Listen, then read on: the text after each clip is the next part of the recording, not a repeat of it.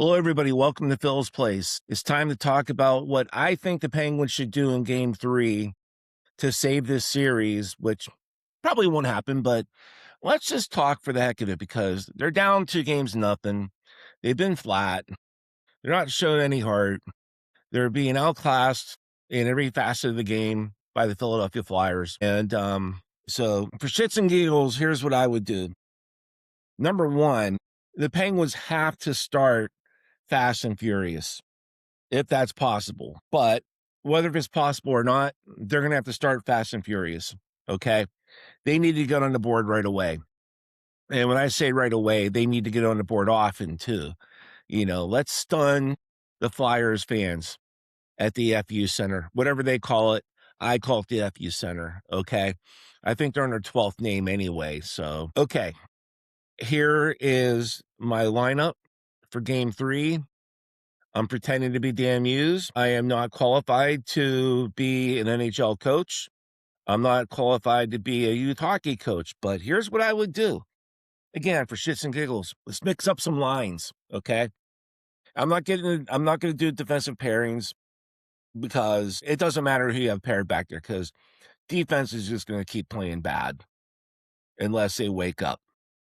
Okay. All of you will disagree with this, but I don't care. First line, Raquel, Crosby, Brian Rust. Line 2, Igor Chinnikov, Kindle, Evgeny Malkin. Line 3, let's move Novak down.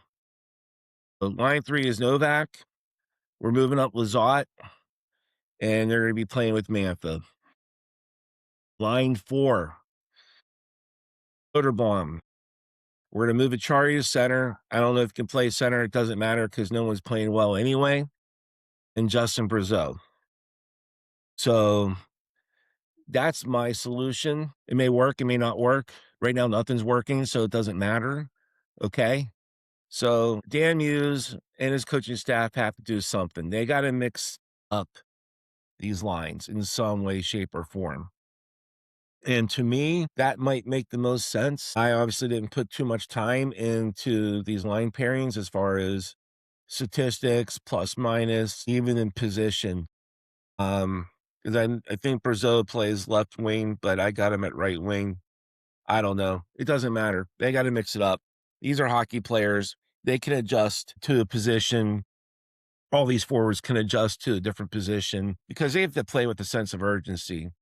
They have lacked that in Game 1 and Game 2. They're not going to catch up with speed per se, but at the same time, what they can do is get their heads out of their arses and play some freaking hockey. That's what they have to do. That's the bottom line. Again, I talked about defensive pairings. It doesn't matter. They're just being outclassed. But you need to have 4 lines who are going to prevent the Flyers from moving the puck up into the pen zone. Has to happen. And they've got to play physical. They've got to play more physical. They've got to forecheck. They've got to poke check. They have to, and they have been doing this. They have to, wreak havoc in the Flyers zone. No, they haven't been doing that. What I wanted to say is they need to block these passing lanes, and that comes from the defense and from having a third guy drop back, likely your center. Prevent those scoring chances. Don't be just passing the puck haphazardly and then allowing for a guy from the Flyers come in, break away, potential scoring. Stuart Skinner, he's been outstanding. He has prevented these losses from being lopsided losses, even though it kind of looks like it's a lopsided 2 games that have been played. Still, Stuart Skinner has been keeping this team at least in potential running to happen to hopefully score a goal, which they haven't been doing. They had ended up with 27 shots on goal in Game 2. Nothing to show for it. But the Penguins have to start fast and furious. Okay. Two of my wish lists that I did look up that are not possible because of rules. Rucker McGrody is not on the roster, and Boko and Mbabe is not on the roster either. I would love to have Boko playing in the fourth line, and this guy plays with grit. He can drop the gloves. He can make some noise. And by the way, he can score a goal or two. Grody, they need his speed, and he's not on the roster for the playoffs. I don't think he can be brought up. Um, if he can be brought up, they should bring him up because they need as much speed as possible. Okay. They're being outskilled because the Flyers are showing a lot of speed. And quite frankly, the Flyers have been pretty impressive.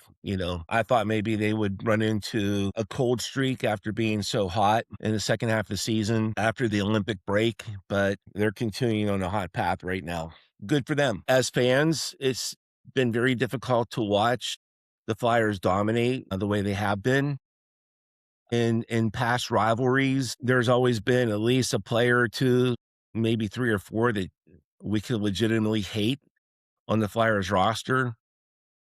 Going back to the 1970s, it was the entire roster, the Broad Street Bullies. In the 80s, I know I couldn't stand Tim Kerr. Obviously, we all hated Ron Hextall.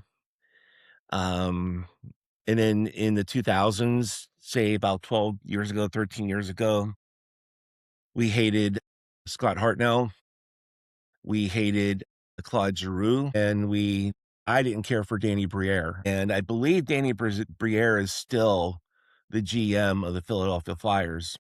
And I bring him up because his son, when he was playing college hockey at Mercyhurst, which by the way, Mercyhurst just dropped their college hockey program, which is a shame. They can't afford NIL, and they can't afford to keep the cost running for that team. So Pennsylvania is back down to two college Division I hockey programs, and that's Robert Morris and Penn State. Okay. All right. Back to what I was going to say. Danny Briere's son, when he played for Mercyhurst, he was at a bar with his buddies, and he thought it'd be funny to push this specialized wheelchair this young woman was using down a set of steps. Okay. It's happened a couple years ago, and laughed about it. Okay. It's Danny Briere's son, and Danny Briere is still the GM of the Philadelphia Flyers. So that's a good reason to not like the Flyers still. You know, that's his son. His son should know better instead of being a cocky little jerk that he is. And I understand when he played at Arizona State, he was a jerk there and was cut from the team. So there's always a reason to not like the Philadelphia Flyers, even if you have to dig deep. And that's what I just did. But as far as the roster is concerned, no, I cannot find a single player on that team that I say, I hope somebody rams him into the boards, knocks him out of the game. I can't pick one. They're just a good team. They're a good young team. Rick Tocchet is doing everything he said that his team would do going into the series. And that is to play physical. That is to play aggressive. That is to unleash his players, showcase their speed. And when I say play physical and play aggressive, that also means to stay out of the penalty box. But it doesn't matter when the Penguins are on a power play because so far in these two games, the Flyers penalty kill has more shots on goal than the Penguins power play unit in these two games. Flyers playing shorthanded, they have 4 shots on goal. Penguins playing in the power play, and they had multiple power plays, multiple times to score, take advantage of being a man up. 3 shots on goal. Game 1, they couldn't even bring the puck up. They went off sides on themselves how many times on the power play. Game 2 is no different as far as sloppy play, sloppy passing. Maybe it improved a little bit last night over game 1 as far as, effectively passing the puck, going tape to tape, but still it was pretty bad. There's a lot of work to do in game 3. There's a ton of work to do going into game 3. So I gave my solution. And as far as my personal line pairings are concerned, does it matter based on the last 2 games that were played? No, it doesn't matter because nobody's been real effective. Nobody's been effective at all. So mix it up. Let's play aggressive. When push comes to shove, go for it. Drop the gloves. You know, Clifton, he's a good fighter. Why not? Soderblom, let him drop the gloves. He's 6'8" and has a wingspan. You know, he's got no chance to get his butt kicked. They have to send a message in some way, shape, or form. And what better place to send it at the FU Center, right? The last time the Philadelphia Flyers won a Stanley Cup was in 1975. And do you know what was in fashion in 1975? Leisure suits, okay? Freaking leisure suits. Kate Smith coming out to sing God Bless America before her game, wearing a leisure suit and those ugly tinted glasses. That's what reminds me of the Philadelphia Flyers. Ugly. Their mascot is ugly, gritty. Gritty should be on the bottom of a street cleaner, cleaning the curves of Walnut Street, Broad Street, all their streets. Okay? I mean, come on. I'm not trying to be funny. I'm just telling you how I feel. This team has to wake up. The Penguins have to wake up.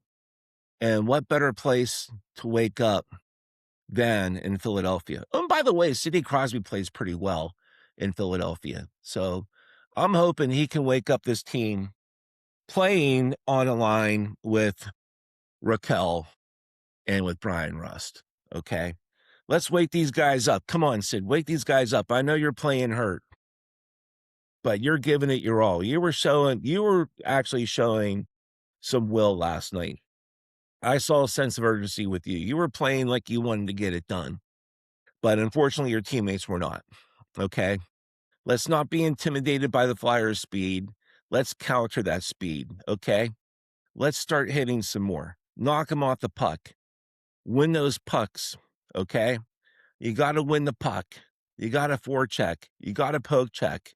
You got to make things happen. Okay? So let's get it done. Stuart Skinner, I think, is going to stay on top of his game, keep this lineup in each game, going into game 3 and game 4. I see the Penguins winning game 3. I really do. They played like crap in the first 2 games. We know that. But I think they're going to recover at the FU Center in Philadelphia in game 3. And then we will take it from there. Let's go, Pens.